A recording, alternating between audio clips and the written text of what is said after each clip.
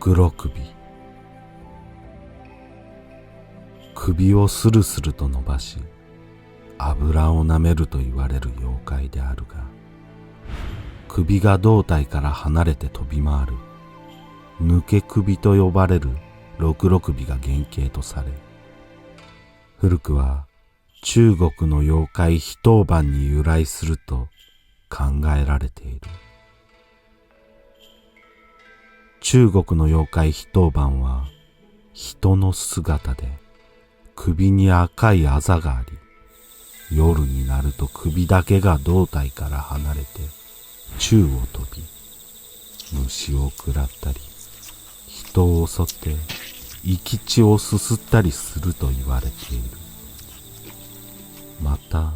非当領と呼ばれる妖怪は、頭の飛ぶ前日には首に赤い筋のようなあざが現れ、首だけが宙に上がり、川岸に行ってカニやミミズなどを食らうという。倭漢三歳図会によれば、大シャバ国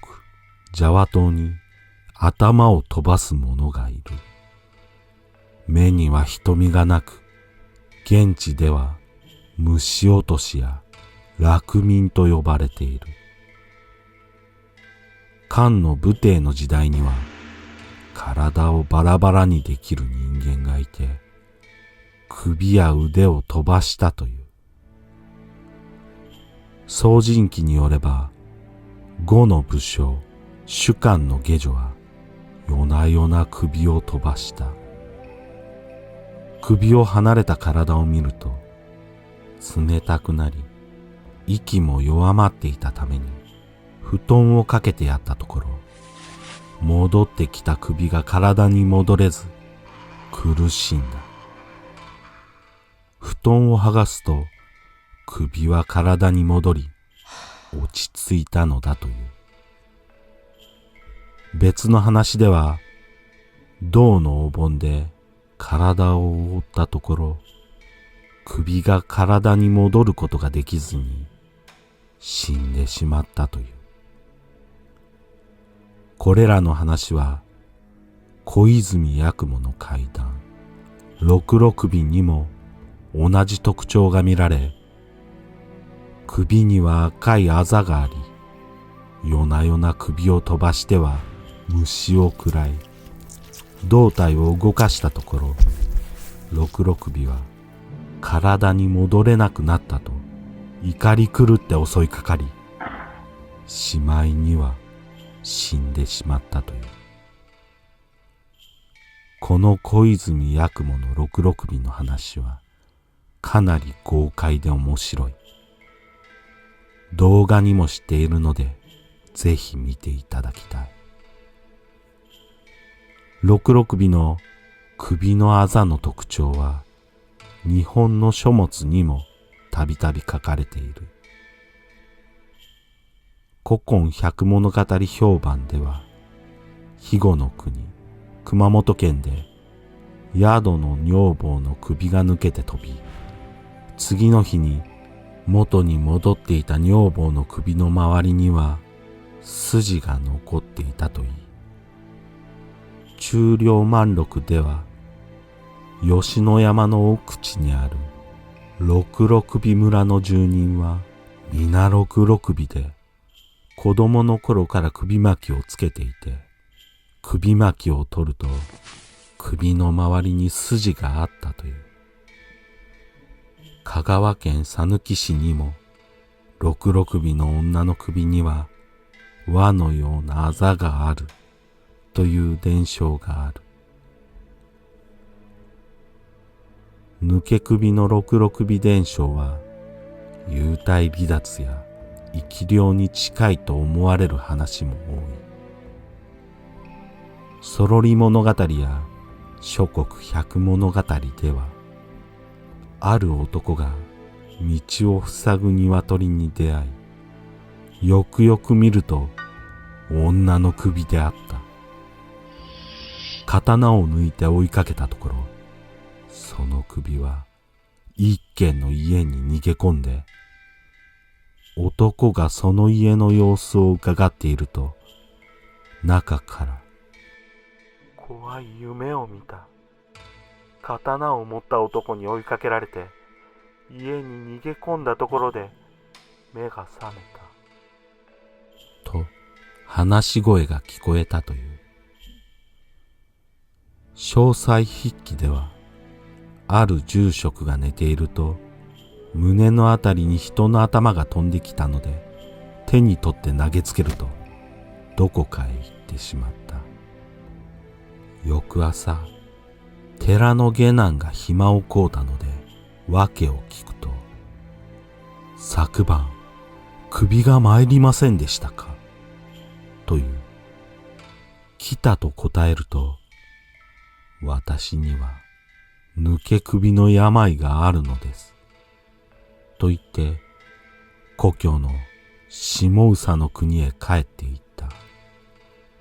下総の国には、この抜け首の病が多いのだとされている。西暦1700年代頃になると、首の伸びる六六首がちらほら見受けられるようになる。元文2年、西暦1737年、百回図鑑の抜け首。安永5年、西暦1776年、ガズ百鬼夜行の六六首などである。もともとは首が胴体から離れて飛ぶ非当板型だった六六首は、首と胴体が霊的な糸のようなものでつながっているという伝承から、首が伸びる形に変わっていったと考えられ、寝ている間に人の首が伸びたという話が、武野族団、関伝皇筆、野草祈願などにも見られる。西暦1800年代に書かれたカッシヤワでは、眠っている女中を見ていた主人が、女中の胸のあたりから煙のようなものが立ち上り、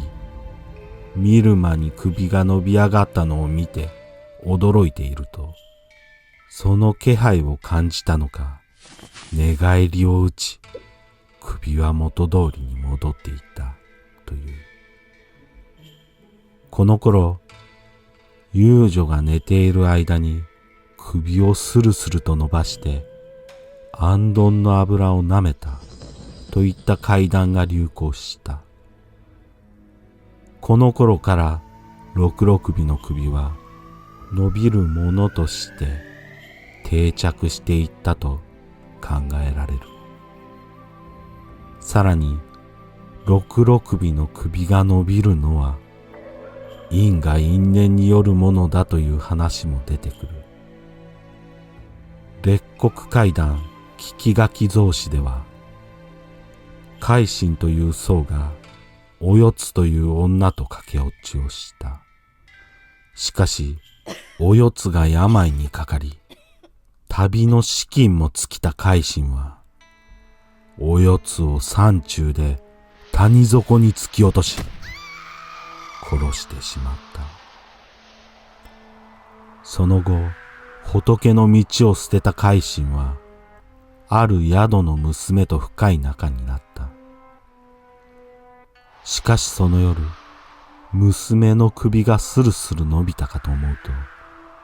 娘の顔はみるみるおよつの顔に変わり、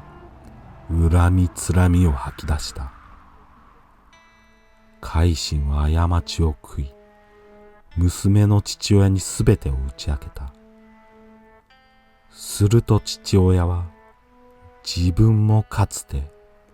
女を殺して金を奪い、その金を元手に宿を始めたことを告白し、その因果で生まれてきた娘が世に言う六六尾として生まれてきたのだと語った。海進は再び仏門に入って山中におよつの墓を建て、六六尾の塚、として弔ったということである。前述したカッシアワにも因果因縁の話がある。ある男の女房が病に侵され、行商人から白犬の肝が薬になると聞いた男は、飼い犬を殺して女房にその肝を食わせた。すると女房は元気になったが、後に生まれてきた娘は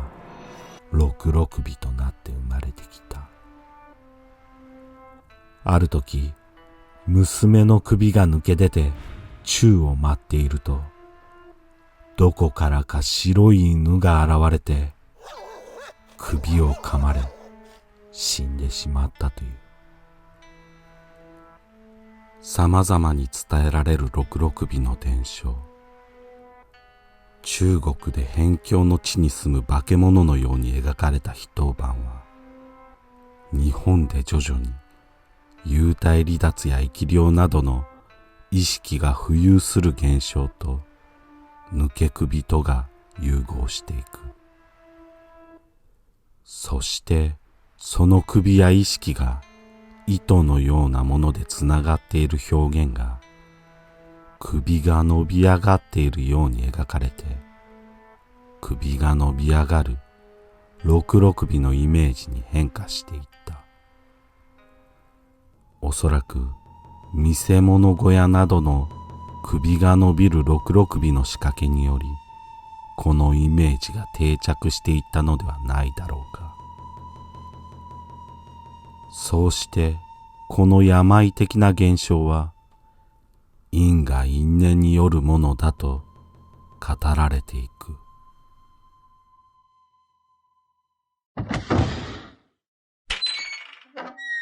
不思議の国のアリス。言わずもがなルイス・キャロルの書いたイギリスの児童小説である。主人公アリスが喋るウサギを追って不思議な国に迷い込むが、そこでアリスは小瓶の薬で小さくなったり、ケーキを食べて大きくなったりする。そしてキノコを食べて首が伸びたり縮んだりもする。アリスの首が伸びた姿はまさに六六尾そのものである。ルイス・キャロル自身が実際にこのような感覚を体験したのではないかとの指摘があり、それにちなんで不思議の国のアリス症候群と名付けられた病がある。主な症状は、自分の体の一部が通常より大きく感じたり小さく感じたりする。見ているものが異常に大きく見えたり小さく見えたり歪んで見える。時間が通常より早く進んでいる感覚がある。空中を浮遊しているような、自分を見下ろしているような感覚が現れるなど、一部六六尾の伝承と当てはまる症例もある。もちろんすべての伝承にというわけではないが、遠く離れた海外で描かれた小説と医学としての症例、六六尾の伝承、面白い共通点である。